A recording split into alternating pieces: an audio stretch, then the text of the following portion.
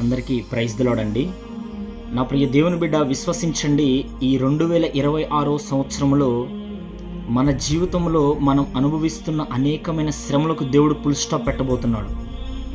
ఎన్నో సంవత్సరాలుగా అప్పుల చేత ఎంతోమంది మనలో బాధపడుతున్నారు. విశ్వసించండి నా ప్రియ దేవుని బిడ్డలారా, ఈ యొక్క 2026 సంవత్సరంలో మన అప్పులు దేవుడు తీర్చబోతున్నాడు.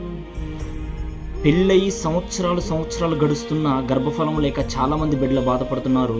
దేవుడు ఒక మంచి గర్భఫలం దేవుడు ఇవ్వబోతున్నాడు. నా ప్రియ దేవుని బిడ్డ, విశ్వసించండి, ఇల్లులు లేక ఎంతోమంది బాధపడుతున్నారు. ఈ యొక్క నూతన సంవత్సరంలో దేవుడు ఒక మంచి గృహాలు ఇవ్వబోతున్నాడు.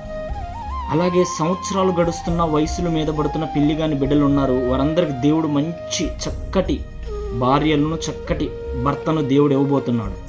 నా ప్రియ దేవుని బిడ్డ, విశ్వసించండి, ఎన్నో సంవత్సరాలుగా అనారోగ్యంగా మనలో చాలామంది బాధపడుతున్న వారు ఉన్నవారు, వారికి దేవుడు సంపూర్ణమైన విడుదల, సంపూర్ణమైన ఆరోగ్యం దేవుడు కలుగు చేయబోతున్నాడు. ఎందుకంటే నమ్ముట నీ వలనైతే నమ్మువానికి సమస్తము సాధ్యమే అని దేవులేఖనం సెలవిస్తుంది. కాబట్టి మనం విశ్వసించాలి. విశ్వాసం లేకుండా దేవునికి ఇష్టలై ఉండుట అసాధ్యము. ఎందుకంటే మనం ఆశీర్వాదమునకు వారసులగుటకే పిలువబడ్డాం. కాబట్టి ఒక నూతనమైన కార్యం దేవుడు ఈ 2026 సంవత్సరంలో మన జీవితంలో చేయబోతున్నాడు.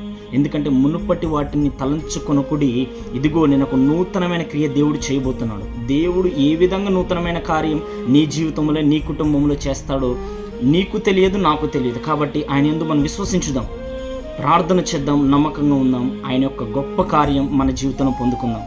ఆమేన్. మీరు కూడా విశ్వసించినట్లయితే ఆమేన్ అని కామెంట్ చేయండి.